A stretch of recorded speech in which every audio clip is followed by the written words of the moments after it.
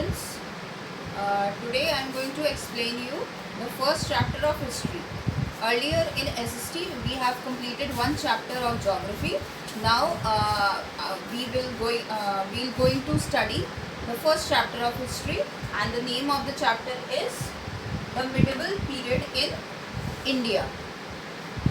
So before proceeding towards the chapter, I would like to explain some of the important terms related to the chapter that will help you out in understanding the chapter more clearly and easily.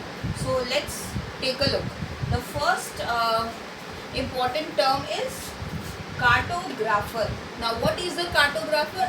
A man who or an artist who used to draw or make map. Okay, a person who draws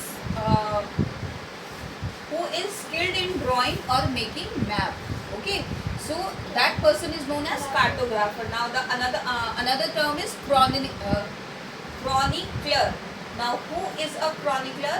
One who writes the history or the events or the important events of that time related to the history. Okay, then next one is archives. Now what are archives? Archives are the places where the historical record of the government are kept, or you may say the record rooms or the official record rooms were known as archives in the medieval period. Okay, now the fourth one is manuscript. What is the meaning of manuscript? The original handwritten, or you may say the original script that was written by the author in his or her own handwriting. So that was known as manuscript, or the handwritten original script written by an author.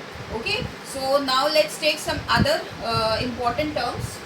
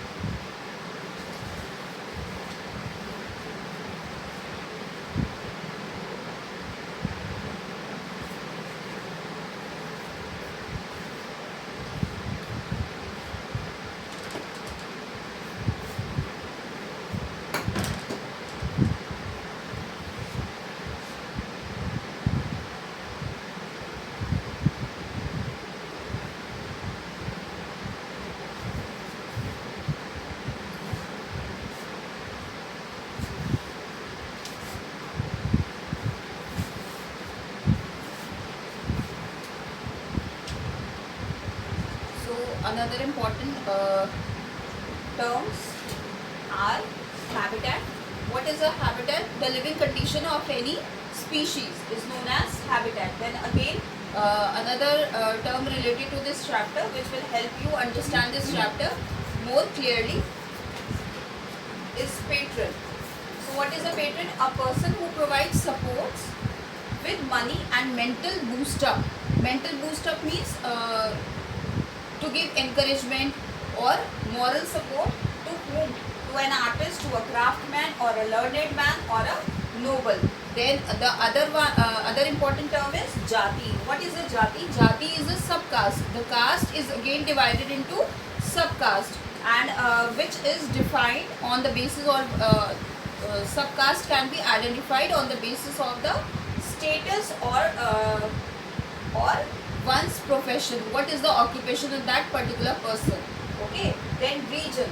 What is a region? A particular area occupied by a group of people or an empire. Then the last term is periodization. What is the meaning of periodization? To divide the time. Why to divide the time? In order to get the idea related to history, because it's very difficult to see as we were not present in the past. The history, yes, in order to study the history in a more explanatory and defined form, we need to divide the time segments, okay, or we need to divide the time into different segments.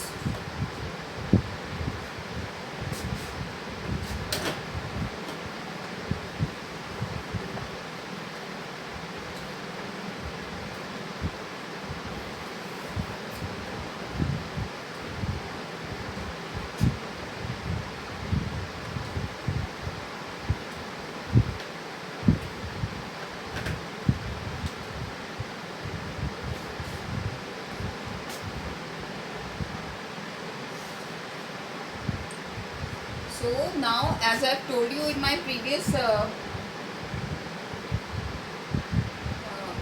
lecture also, that because of lockdown the books are not available, so I will be taking the help of my mobile for consulting the books. Okay.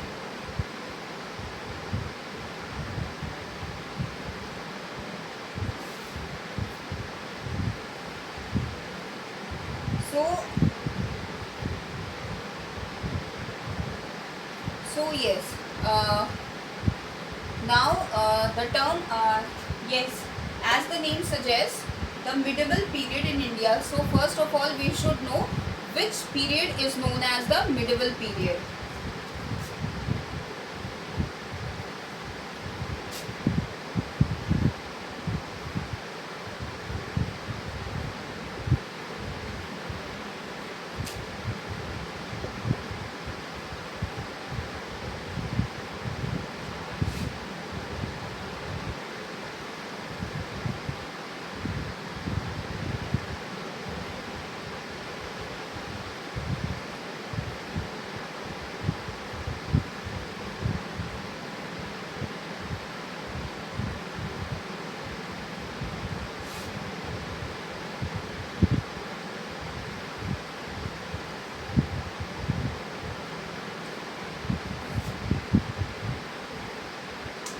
Now see, which period is known as the medieval period? The period from the second half of the 8th century. That means a century. What is a century? 100 years. So that means after 50 years of the 8th century. That is 51, from 51. Okay. So from that period up to the first half of the 18th century is known as the medieval period.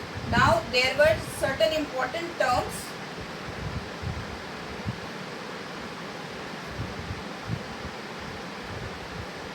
Now the maps by Arab geographer Al-Idrisi and French cartographer give a large sketch of Indian subcontinent known as earlier time.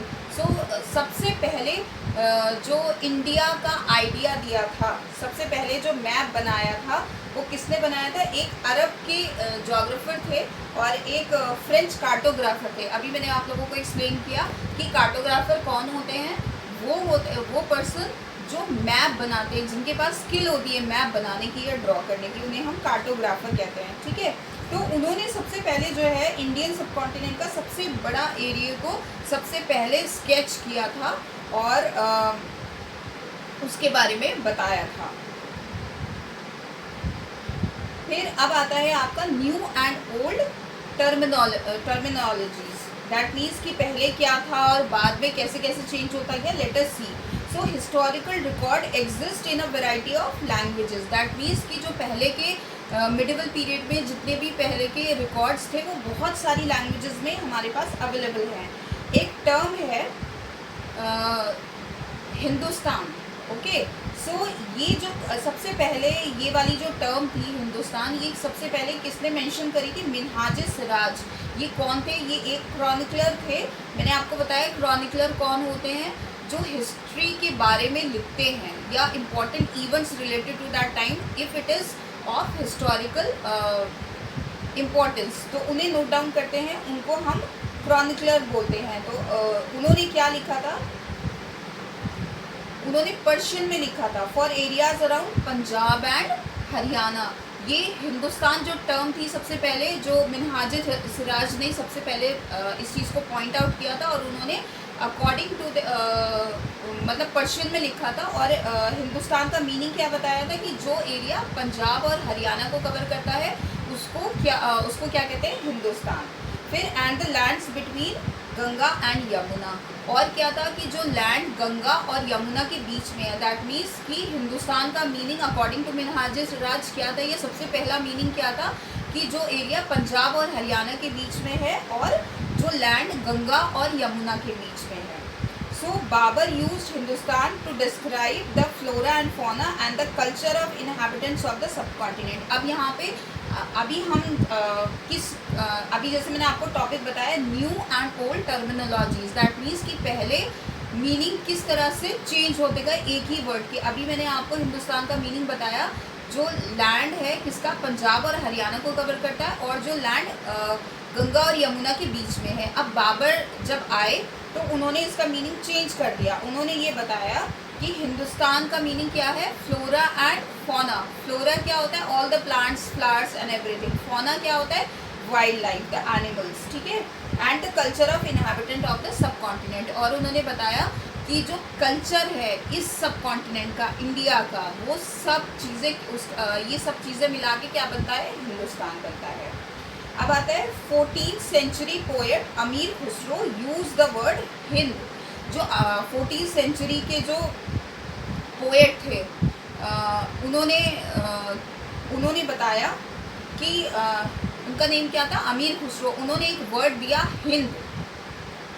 In Hind the term pardesi was use to describe an alien. In Persian it was called अजनबी।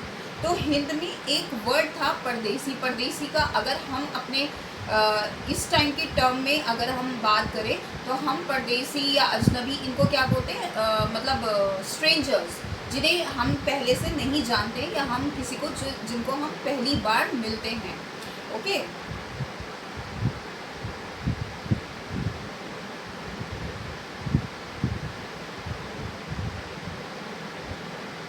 अब आता है आपका historians and the sources. अब जो historians हैं उन्हें history के बारे में कैसे पता चला? क्योंकि जो हिस्टोरियंस हैं, जो आज के हिस्टोरियंस हैं, ये इससे पहले जो हिस्टोरियंस थे वो तो उस टाइम पर प्रेजेंट नहीं थे, लेकिन फिर भी हमारे पास आज भी डॉक्यूमेंटेड फॉर्म है। तो वो क्या सोर्सेज है जिससे हिस्टोरियंस को हेल्प मिलती है हिस्ट्री लिखने में। ओके, तो the information about the medieval period is drive from 2 sources. जो 2 सोर्सेज हैं जिससे हमें मिडिवल पीरियड के बारे में पता चलता है, बेसिकली वो कौन कौन से हैं?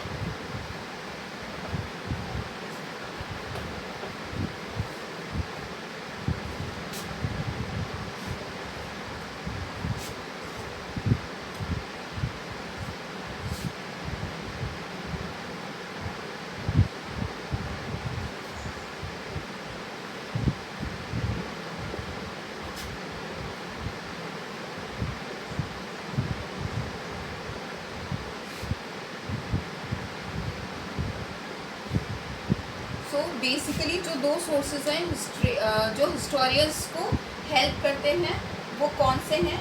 आर्कियोलॉजिकल सोर्सेज हैं और लिटरेरी सोर्सेज हैं. Now what are archaeological sources and what are literary sources? Basically archaeological sources कौन से होते हैं? लाइक जैसे पुराने टाइम में जो मॉन्यूमेंट्स जो कंस्ट्रक्टेड बिल्डिंग्स होती हैं, या फिर अगर वो लाइक कॉइन्स अगर उसके बारे में उससे रिलेटेड मिलते हैं, या पॉट्स या crockery what ever is related, या ऑर्नामेंट्स या टूल्स जो मिलते हैं, वो सब कुछ किस में आते हैं? आर्कियोलॉजी में, आर्कियोलॉजिकल सोर्सेज में. लिटरेरी कौन सा होता है? जो रिटन रिकॉर्ड होता है, that is known as literary sources. So जो पेपर था वो उस टाइम पे इन गुड क्वांटिटी में उस टाइम पे अवेलेबल था, इसलिए a lot and lot of written accounts, or you may say a written record is there in the form of chroniclers or autobiographies. Now what is the meaning of an autobiography? Autobiography क्या होती है? जब अपने बारे में कोई अपनी life के बारे में खुद लिखता है तो then it is known as autobiography. लेकिन अगर कोई किसी और की लाइफ के बारे में कोई और लिखता है then it is known as biography. So farmans and accounts of foreign travellers are available from this period in Persian and Arabic.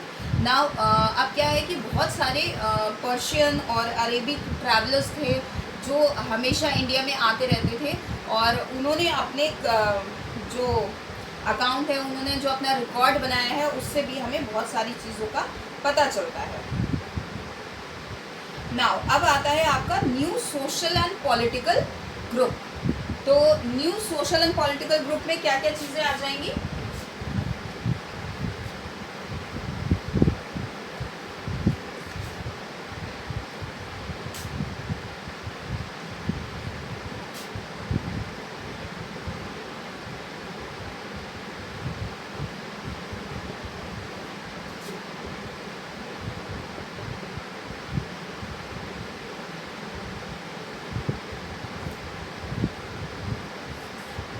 आता है आपका new social and political groups.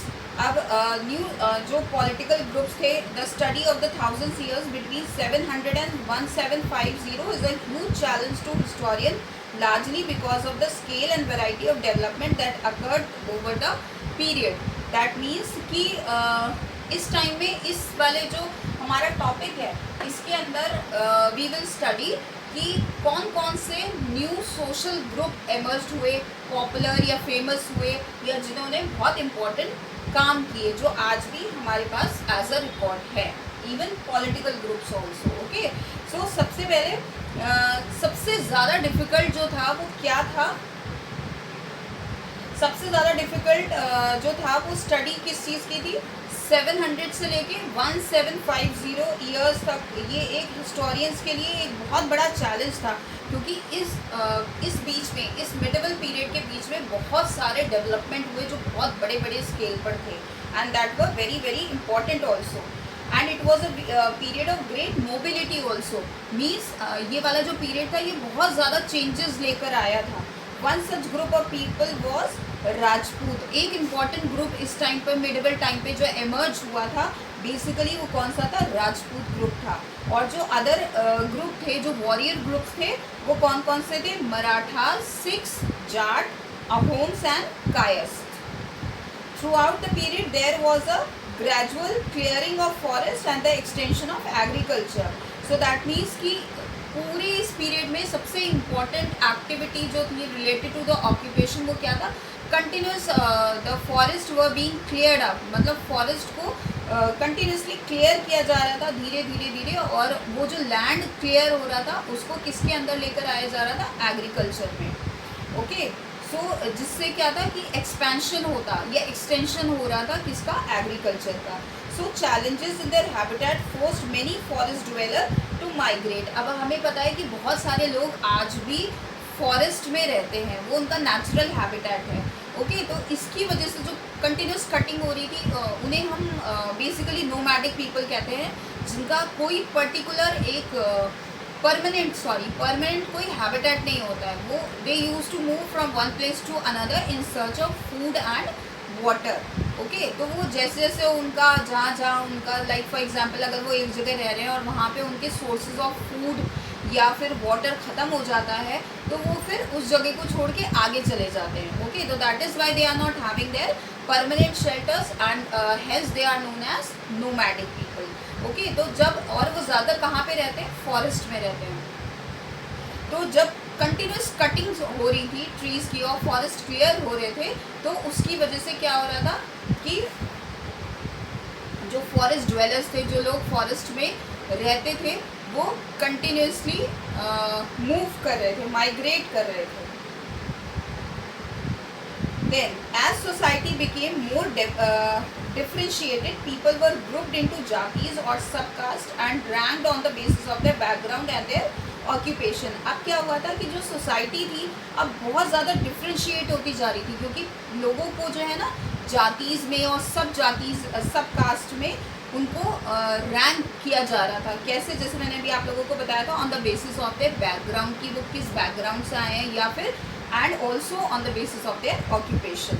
फिर है ranks were not fixed permanently and varied according to the power, influence and resources controlled by the members of the jati. अब जो rank थी वो fix नहीं थी, परमानेंट नहीं थी। क्यों? क्योंकि वो जो थी अकॉर्डिंग टू द पावर, या अगर रिसोर्सेज उनके पास जो अवेलेबल है, या उनका इन्फ्लुएंस या उनका कंट्रोल जो जाति के मेंबर्स के अकॉर्डिंग अगर वो चेंज हो रहा था, तो उसके अकॉर्डिंग उनकी रैंक भी चेंज हो जाती थी। A major development of this period was the emergence of the idea of भक्ति। और इसमें जो सबसे इम्पोर्टेंट था वो क्या था कि नई तरीके की आइडिया डेवलप हुआ था, and that was the idea of भक्ति। The teaching of the Holy Quran was also brought to India in the seventh century। अब 7th सेंचुरी के अंदर क्या हुआ था कि जो कुरान थी, उनकी जो टीचिंग्स थी वो भी इंडिया में लाई गई थी। So the followers of Islam were divided into two sects, Shias and Sunni। तो जो इस्लाम के फॉलोअर्स थे वो 2 ग्रुप्स में डिवाइड किए गए थे, एक शिया और एक Sunni. So as different moments in this period, new technologies made their appearance। अब इसमें क्या था कि जैसे जैसे डेवलपमेंट होता जा रहा था, तो उसके अंदर टेक्नोलॉजीज़ भी न्यू आ रही थी। लाइक क्या था, एक पर्शियन व्हील क्या था, जिससे हम आपने देखा होगा कि पुराने टाइम में, या आप मूवीज़ में देखो, डॉक्यूमेंट्रीज़ में, या उसके अंदर, तो उसके अंदर क्या होता है कि जिस टाइम पर इरिगेशन के लिए, जैसे आज तो हम लोग ट्यूबवेल यूज़ करते हैं, लेकिन उस टाइम पे क्या था, एक व्हील चलता था और व्हील के थ्रू वाटर सर्कुलेट होता था, तो उसका भी इन्वेंशन हुआ था उस टाइम पे। And even the spinning wheel in weaving and fire arms in combat. Spinning wheel कौन सा होता है, जिससे हम धागा बुनते हैं, वीविंग करते हैं। Okay, and fire arms means in combat, that is related to arms and armaments. Okay, new foods and beverages also arrived in the subcontinent in this period. और इस टाइम पे बहुत सारे नए नए फूड्स भी आए, बेवरेजेस क्या होते हैं, लाइक टी एंड कॉफ़ी, ये भी सारी चीज़ें इंडिया में आई, जिसकी वजह से बहुत सारे चेंजेस हुए। So here I would like to complete my lecture, and what you people have to do is you have to read till here these topics and have to make the notes accordingly. Thank you.